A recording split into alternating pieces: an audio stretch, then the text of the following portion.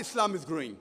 And as I told in my speech, 9/11, after 9/11, you know that war on terror, it's actually war. War for peace, war for peace. It's not war for peace, it's war on peace. It's war on Islam. The difference between for and on. You know, headlines on all the news channels. And in spite of this, today, after 9/11, we find that the translations of the Quran were completely sold out. It became a hot seller. People wanted to know what kind of religion is this. And because of this, people started reading, and when they read and they came to know the truth, more people accepted Islam. In USA alone, in a span of 10 months after 9/11, after the media attacked Islam, 34,000 American non-Muslims accepted Islam. In Europe alone, after 9/11, in a span of 9 months, according to Johan Redley, 22,000 European non-Muslims accepted Islam.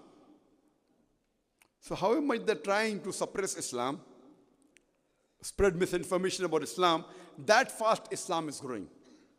So therefore we feel it should be the duty even of the Muslims to remove the misconceptions from the mind of the non-Muslim. We cannot always blame the non-Muslim for having a negative picture of Islam, because if the media is portraying negative image of Islam, it's the duty of Muslims that we should give the positive side of Islam. So that's what we are trying to do, brother. Hope that answers the question. Any non-Muslim sisters? Assalamu alaikum. Wa alaikum salam. I'm Bint Ahmad. Is it a question from a non-Muslim or a Muslim? Actually, my non-Muslim friend asked me at the university. She asked me that since she was a child, she's used to having God as an image, as a statue.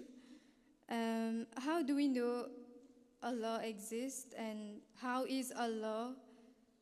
How do you advise me to answer, my friend?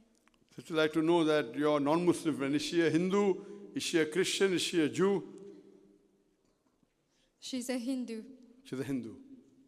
Sister has a question that one of our Hindu friends asked, that how do you know God exists? And how can you describe God? For this sister, if you come to my talk tomorrow on Quran and modern science, the talk proves with the help of science and technology the existence of God. So tomorrow, if you come for my talk in the afternoon, I think it's at 2:30, it will answer this question in detail. Since the time is limited, we'll have one last round of questions. I've got a sign here, time up. Inshallah, we'll have a last round of questions from one of the each microphone before we end the session. Is there any question from the microphone on the right from the non-Muslim? Last opportunity on the right-hand side microphone. Is there any question who's a non-Muslim on the first microphone? No. Is there any question from the center mic? Central? MashaAllah. This brother wants to ask another question. Yes, most welcome. Non-Muslims allowed to have ask 2 questions, 3 questions, no problem. Yes, in fact, Yes, brother, most welcome.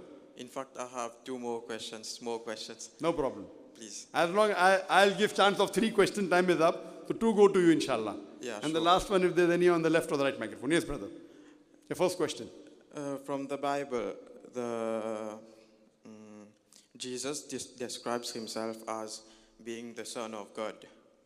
And in Gospel of John, chapter 3, verse 16, for God loved the world so much that he has given his only Son for us. And then in the Old Testament, contradiction to the verse in the New Testament, anybody can become the Son of God. How can you interpret this? Very good.